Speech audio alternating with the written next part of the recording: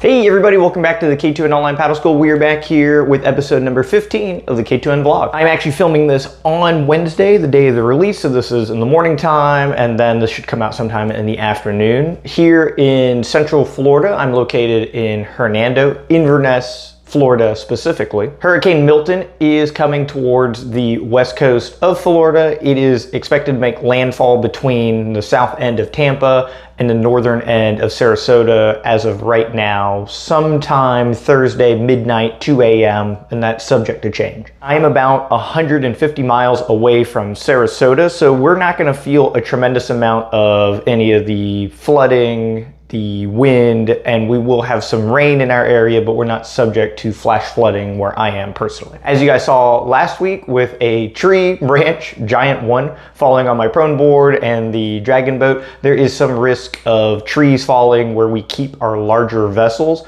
So today we're moving the OC6 and the dragon boat away from some of these trees, although that tree fell days after Helene had already gone through. So we'll just try to assess and hope that the hurricane knocks whatever it's going to knock over sometime Thursday. Right now, not much going on. We're just hunkering down, and thank you to everybody reaching out and asking if we're safe, and we're in a very fortunate place here in Central Florida. Some of our friends and family live in the Tampa area and south of Tampa, so hopefully everybody has done their due diligence and rides out the storm safely. So this week I wanted to talk about the changing of the tides when it comes to the K2N Online Paddle School as well as this YouTube channel here. I got an email last night, and I've had this question come up more and more frequently as the popularity of the YouTube channel has increased and as the popularity of the Online Paddle School has also increased. And so the question has been, why don't you go over team paddling dynamics more, right?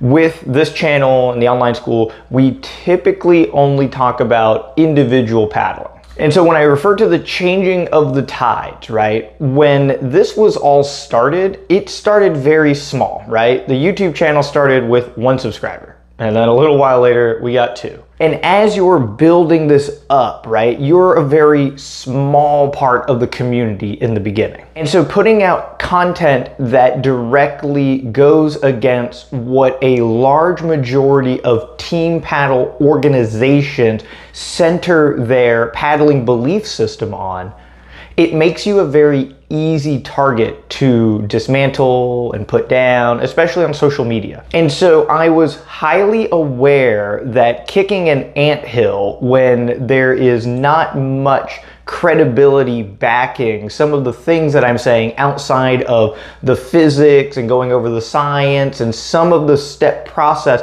But when it comes to a team organization, there is a lot of emotion that goes into making decisions and defending an idea. And obviously this is a major fallacy when you try to get very emotional in defending something, but with team paddling dynamics, right? You have people that their only social group may be this team paddle structure, right? When they look up to their coach, it may be like a family figure that they're looking up to, right? They may have been involved for a very long period of time, and to hear information that directly conflicts with what they've been taught by somebody that they respect and look up to and have all of this trust in, it incites this emotional response. So with OC6, if I say to do this or to do that, or this would be superior, people will jump at the opportunity to argue and try to make a negative just to defend these ideas that are already instilled in them. When it comes to learning things, we anchor on to the first thing that we learn or the first iteration of something. It is just human nature, right? When you are taught a specific way the first time, you are more likely to hold on to that indefinitely. Ultimate example of this is people that don't know their left from their right. What happens is they learn late, and they also typically learn it backwards. And because they have it mirrored where they think this is their right hand and this is their left hand, even for a moment, because they learn it first, they're anchored into that for the rest of their life. So when you say, hey, watch out to your right, they have to think about it because their brain goes, this is my right hand. oh wait, no, I have it backwards, it's this hand. But for the rest of their life, they will always go to their left hand thinking it's the right because they're anchored to it. So that's just an example. If you learn it incorrectly and you know it's incorrect, if you learn it first, you have this very inherent instinctual disposition to hold on to it forever. Paddling technique is very similar to that, right? If we're taught a series of motions, it is very hard to unlearn these for people. Combine this emotional response with the inability to function their body in the way that they want to, and you create this superstorm of anger that is easy to throw on the internet. And so in this early stage, again, I'm very aware of all this and I don't want to deal with it, right? There are opportunities to discuss technique and to discuss movement that I am always game for. But when somebody's fueled by some of these fallacies, it is a waste of time and effort because you're not going to change their mind. Again, it's a team paddling dynamic. So if one person gets set off, right, even if you confer with this person, they can turn around and bring 10 or 20 or 30 other people into this, and now things just spiral out of control. And so at this point, it seems silly, right? Because the tides have changed, right? The YouTube channel has over 5,000 people. I have worked with many, many people around the world through the online school, and people look to this resource because of the thoroughness. And even I am anchored to this idea that if I go against a team organization's approach, that they will all immediately jump at me. But at this point, there are likely more people that are interested in seeing my thoughts on team paddling dynamics simply because of the individual paddling ideologies have led to for so many people. One of the last thoughts on that is when you're in a team paddling boat, the number one thing is that you have to be a cog in the machine that you are in. If everybody in the boat is paddling a certain way, it is up to you to try and paddle and emulate their motion the best that you can. The amount of power that goes into the water and when, being identical and being in the same rhythm and timing, this is important for moving a team boat adequately. Even if the motion by itself is not the best way to propel a craft forward, if you multiply that by 6 or 10 or 20, the synchronization and the distribution of power and that timing, it supersedes how you're moving individually. So for team paddling dynamics to work, everybody has to be on board with moving in a very similar way. A quick example is your top hand height, right?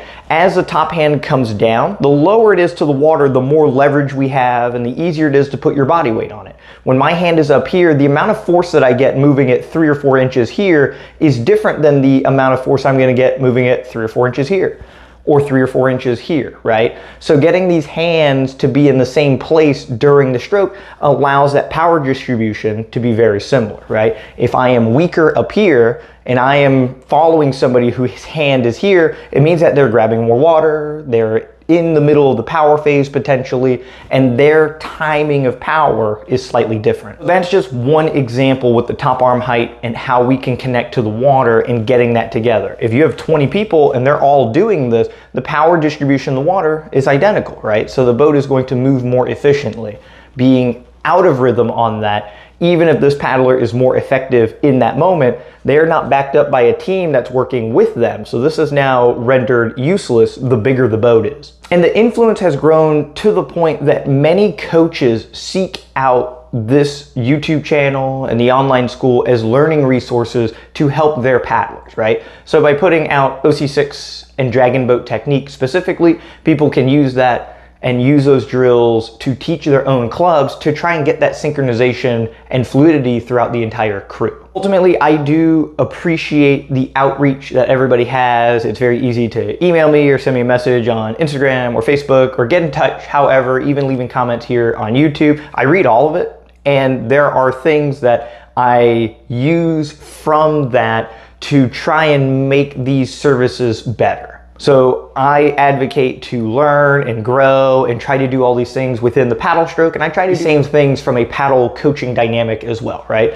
The better that I can be, the better I can help people, and the bigger the outreach, the more paddling can grow. Ultimately, the number one objective is to make paddling even better going into the future. If we stagnate for too long, things don't change, things don't advance, and there's that potential that we don't tap into. And so it's always fun and interesting to try and get to the latest, greatest cutting edge of technology, give it to the most amount of people, and see what comes from that. Right? Next step forward can only be achieved if we're all moving forward together. This week's training footage is me steering the OC6 here in Hernando. We did a long course and it's on flat water. Seat 5 is empty, which makes steering the boat a little easier. And I was able to paddle the entire course without poking a single time.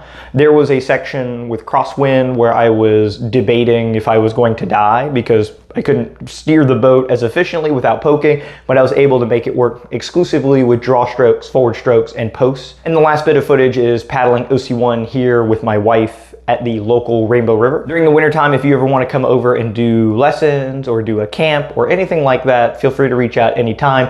Rainbow River is an excellent destination paddle that would be part of that process, and scheduling is simple as sending me an email and trying to get it all set up. Thank you all so much for checking out the vlog this week, and we'll see you all next week for our post-Hurricane Milton update. All right, everybody, welcome back to Lake Hernando. So our long course here is 7.25 miles. If you've been watching the vlog series, we go up and down these lakes on this little loop pretty often. So paddling on flat water and steering a OC6 on flat water, right? The contribution that you can make as a steersman in seat 6 helps your crew tremendously. So being able to sync up and paddle with your crew, the more strokes that you can put into the water, the faster the boat will go overall. Controlling the boat with forward strokes, angled strokes, and draw strokes is crucial in order to keep the boat glide going. When you poke, you're actively slowing the boat down like a rudder or an anchor for a moment, and taking these forward strokes allows the boat to have more or less uninhibited glide. So when we're looking at doing this, there are situations where pokes are very effective because it's a very low energy way to control the boat.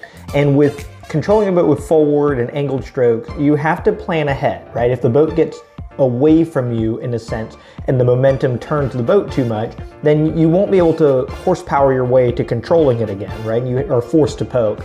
So doing this is kind of like an exercise or a drill of like a mastery of being able to control the boat, because you can't let it swing to the sides too much, or you're not strong enough to correct it and you have to poke. So being able to command the boat for the full 7 miler without letting it get away from me as the steersman a single time is pretty neat. Having seat 5 empty allows you a little bit more leverage in pulling the tail around where you want it to. The heavier the tail is, the more force it takes to correct that tail. So at the top turn, it's a 180 turn, and I, at this point, was committed to going the entire way without doing a single poke. So the approach here is very tricky because, again, you're gonna let the boat swing around. But you can't let it swing too much because that momentum will become impossible to correct. So at this point you can start to see that I switch to the left side to do these draw strokes early in order to try and bring the boat back to straight as the tail is spinning around for the 180. This is 100% slower than simply poking, and it takes way more energy and you have to swing out wide. But again, it's kind of a cool demonstration of what's possible and how much control you have of a boat by taking forward draw strokes and angled strokes. So the boat's straight here and back on course, going back. So this is some of the actually unrelated outer bands from Milton, but we're here on the Rainbow River. Christina is getting prepped for Chattajack, doing it on OC1 this year. It looks like I'll be steering OC6, so a lot of the flat water steering is in preparation for Chattajack. And so decided to go easy out here today, paddle with her, and just keep her company out on the water. Going through some movement, trying to move the legs aggressively, thinking about positive blade angle. The other thing that I'm working on here is the majority of my crew at Chattajack will be marathon canoe paddlers, and a marathon canoe is influenced highly by a high stroke rate. The boat is shorter and wider, and you can create lift to get the thing on plane if you paddle quickly. So it's not about long, powerful strokes like a long, skinny outrigger canoe, but it's about shorter, choppier strokes that allow the boat to lift and glide or hover above the water more efficiently. So going through, I was practicing some of the higher stroke rate. The idea with the higher stroke rate is you're just ending the stroke a bit earlier, so you'll see my top hand doesn't make it near my knee each time. Once my top hand gets to about shoulder high, I'm gonna pull my top hand across to initiate the exit. So you see that my hand looks like it's going down, but the top hand drops as the blade is leaving the water. So that force pushing down is not propelling the boat forward. You can see Christina on the right side in the background there, and there's a little bit of a contrast in how quickly I'm paddling versus how slowly she's paddling. So there's like not a lot of force on the stroke here. I'm just trying to move fast and just take these strokes and just get used to moving quickly without zapping the energy systems. And to finish up the vlog here, I have some footage of a typical, I think this was a Monday night practice. So we have the OC6 filled up here, and we got Christina in the OC1. You can see she's been spending a lot of time in the OC1. We've been harassing her with the big boat, or myself in another OC1. Average speed here was about 6.3 miles per hour for a 5K, which is a PR for her. And she was able to draft off of the big boat a little bit to help with the overall speeds. But there's a few times that she jumped to the front, tried to make a move. But it's cool with the crew here, you know, being able to steer so often and frequently over the years has really honed the feel and connection that it takes to, you know, command an OC6 competently, even in choppy conditions, right? It's just changing some of the strategy and tactics that go into it. But if you can control a boat extremely well with very small inputs on perfectly flat water, once you do get into more turbulent conditions, you always have it in your back pocket to add more input.